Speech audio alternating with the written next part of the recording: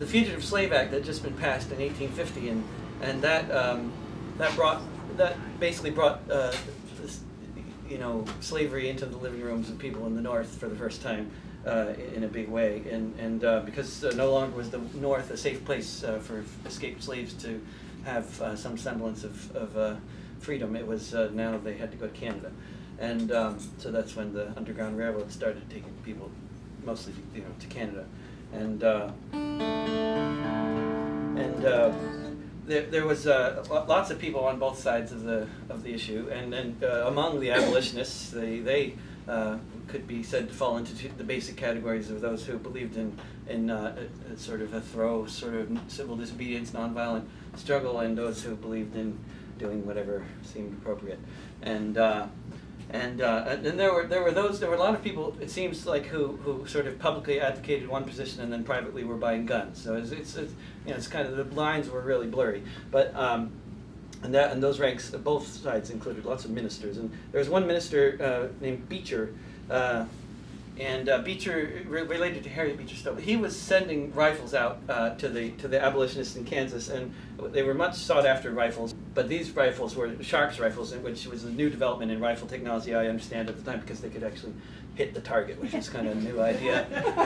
Bad idea, really, but once somebody had them, it was like a Sharps armed rifle race. But the rifles shipped out by Beecher, they became known. Well, he would ship them out in big crates and marked on the side of the crates with Bibles, and yeah, good way to get them to Kansas. And then so they became known as Beecher's Bibles. John was Owen's son. He grew up in New England. He was born in Torrington. John Brown was a tanner and a man of many skills. He stood up for the workers who toiled in the mills. He stood up for the Indians. He stood up for the women, for the oppressed and the exploited. This good man stood with them. So when Kansas was bleeding, he went and joined the fray. The slave trade wanted Kansas. The slave trade would have to pay. Riding on the Kansas prairie with a fine and loyal band. Glory, hallelujah. Beecher's Bible in his hand. Glory, hallelujah. Beecher's Bible in his hand. With 2,000 of New England's best and bravest sons, Captain Brown fought in Kansas with a Bible and a gun.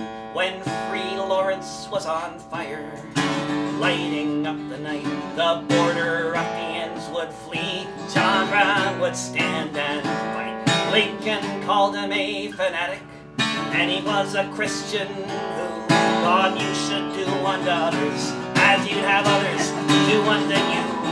Christ said, love your neighbors, and if your neighbors held in slavery, he was one who felt his duty was to fight to set them free. Riding on the Kansas prairie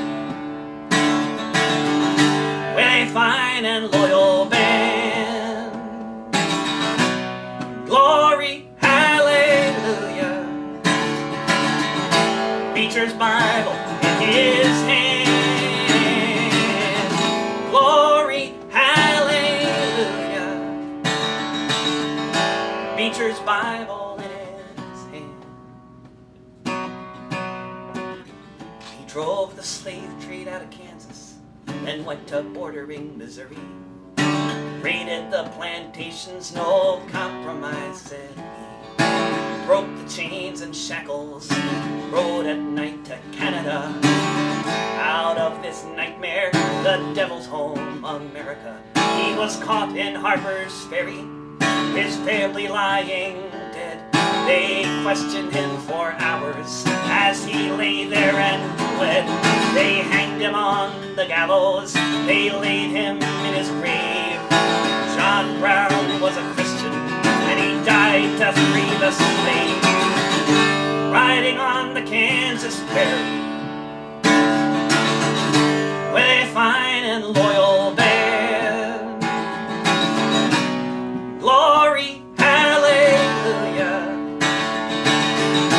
Beecher's Bible in his hand. Glory, hallelujah. Beecher's Bible in his hand.